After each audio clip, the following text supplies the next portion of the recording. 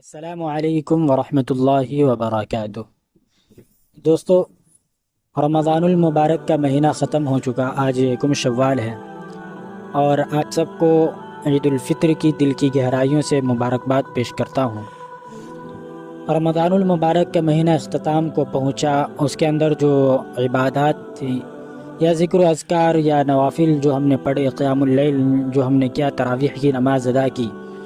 تو ان تمام چیزوں کے عوض اللہ تعالیٰ انعام کے طور پر اولاً تو ہمارے تمام گناہوں کو معاف کر دیا اگر ہم نے توبہ کیا ہے تو، اس کے ساتھ ساتھ اللہ تعالیٰ سیلیبریٹ کے متعلق یا سیلیبریٹ کرنے کے لیے، جشن اور خوشی منانے کے لیے عید الفطر کا دن انعام کے طور پر عطا کیا۔ اس کے علاوہ بھی اللہ تعالیٰ جو ہے وہ چیزیں، ایسی چیزیں ہمیں آپ علیہ الصلاۃ والسلام کے ذریعے ہم تک پہنچائی، اور آپ صلی اللہ علیہ وسلم نے وہ باتیں ہم تک پہنچائی کہ اگر آدمی اس پر عمل کر لے تو گویا کہ وہ پورا زمانہ یا پورا سال جو ہے اس کے برابر،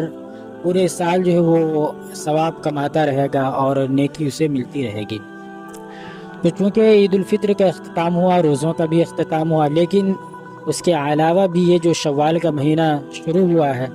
اس کے متعلق اس کے اندر جو 6 روزے، جس کو گاؤں دیہات کے علاقوں کے اندر 6 روزہ کہا جاتا ہے، جو عام طور پر ہماری مہلائیں یعنی ماں، بہنیں، بیٹیاں، عورتیں جو اس کا زیادہ اہتمام کرتی ہیں، مرد جو ہے اس سے غافل رہتے ہیں۔ بہرحال تو اس کی کیا اہمیت ہے، کیا فضیلت ہے، یا اس کو کس طریقے سے رکھنا چاہیے، ان تمام چیزوں کو جو ہے اس مسئلے کے اندر ہم ڈسکس کریں گے، سب کو کور کرنے کی کوشش کریں گے۔ پہلے تو یہ بات ہمیں سمجھنی ہے کہ اس کی اہمیت کیا ہے، اس کی فضیلت کیا ہے۔ صحیح مسلم کے اندر حدیث ہے کہ اللہ کے نبی جناب محمد الرسول اللہ صلی اللہ علیہ وسلم نے ارشاد فرمایا، من صام رمضان ثم اتبعه 6 من شوال كان كصيام الدهر، کہ جو شخص رمضان المبارک کے مہینے کے ساتھ اگر وہ 6 شوال یعنی 6 روزے شوال کے اگر مکس کر لیتا ہے، ملا لیتا ہے، تو گویا کہ وہ پورا زمانہ، یہ بات ذہن میں، پورا زمانہ وہ روزہ رکھتا ہے، اور اس کو پورے زمانے میں روزہ رکھنے کے بقدر جو اس کو اجر ملتا ہے، ثواب ملتا ہے۔ اسی طریقے سے دوسری حدیث مسند احمد کے اندر آئی ہے کہ من صام رمضان و6 من شوال فكأنما صام سند کلہ، کہ جو شخص رمضان المبارک کے مہینے کے ساتھ 6 روزے شوال کے رکھ لیتا ہے، گویا کہ وہ پورے سال روزہ رکھا۔ تو اب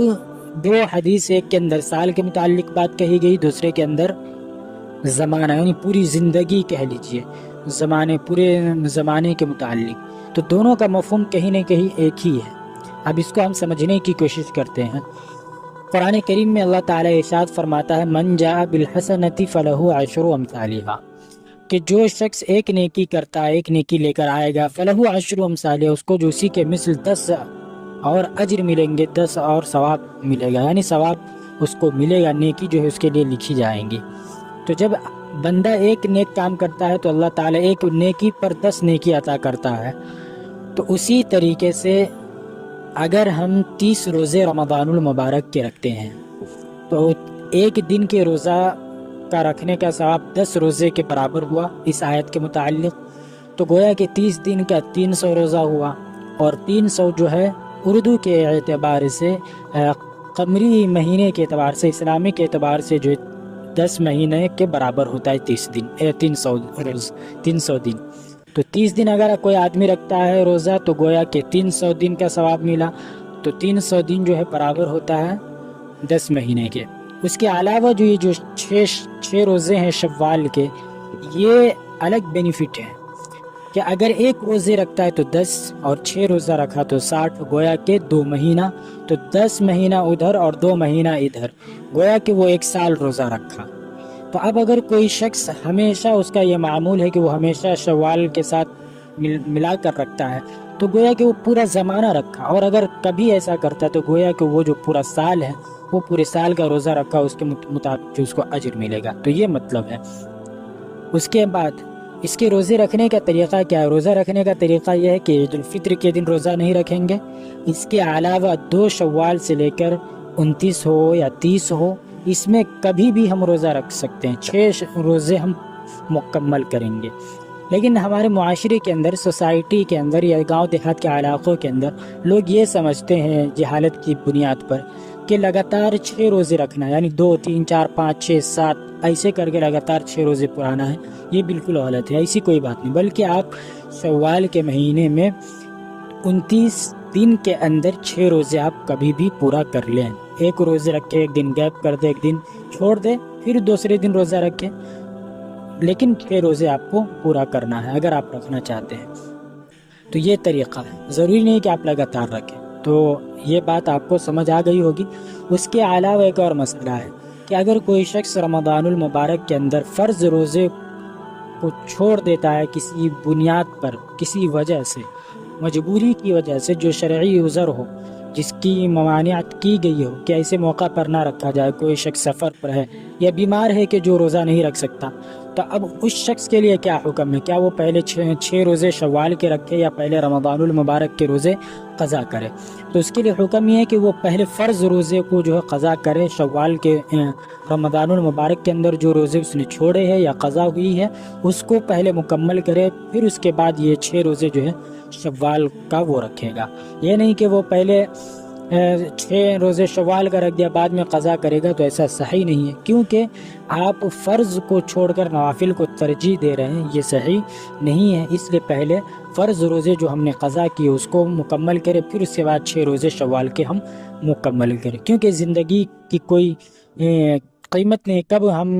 زندگی ہم سے بے وفائی کر جائے، یا صحت ابھی ٹھیک ہے اور اگر ہم 6 شوال کے روزے رکھنے میں لگ گئے تو، اور خدا نخواستہ بیمار پڑ گئے تو وہ جو فرض روزے ہیں وہ چھوٹ جائیں گے۔ تو اس لیے پہلے اس کو پور کیا جائے، مکمل کیا جائے فرض روزے کو، جس کو ہم نے رمضان میں شرعی عذر کے بنا پر چھوڑا ہے، اور اگر کوئی جان بوجھ کر چھوڑا ہے تو اس کو تو کفارہ ہے، 60 دن لگاتار جو ہے اس کو روزہ رکھنا ہے۔ تو یہ وہ مسائل ہیں۔ تو امید ہے کہ آپ کو بات سمجھ میں آ گئی ہوگی۔ پھر ملتے ہیں کہ نئے مسئلے کے ساتھ۔ آپ اپنا خوب خیال رکھیے۔ عید الفطر کا دن ہے، آپ خوب خوشی منائیں، لیکن شرعی حدود کے اندر رہتے ہوئے اور شرعی حدود کی پابندی کرتے ہوئے آپ عید الفطر منائیں، اور آپ نفلی روزہ بھی رکھنے کی کوشش کریں تاکہ آپ کو پورے زمانے یا پورے سال کا جو ہے ثواب مل جائے۔ کیونکہ اگر رمضان المبارک کے روزے کے اندر کسی طریقے کی کمی ہوئی، کیونکہ جیسے روزہ رکھنا چاہیے یقیناً ہم ویسے نہیں رکھ سکتے، لیکن اگر نفلی روزہ رکھیں گے تو اللہ تعالیٰ جو ہے فرض کی کمی کو نفل کے ذریعے سے جو ہے پورا فرما دے گا۔ پھر ملتے ہیں نئے ویڈیو کے ساتھ، تب تک کے لیے آپ اپنا خوب خیال رکھیں، اس بندے کو بھی اپنی دعاؤں کے اندر یاد رکھیے۔ ملتے ہیں، اللہ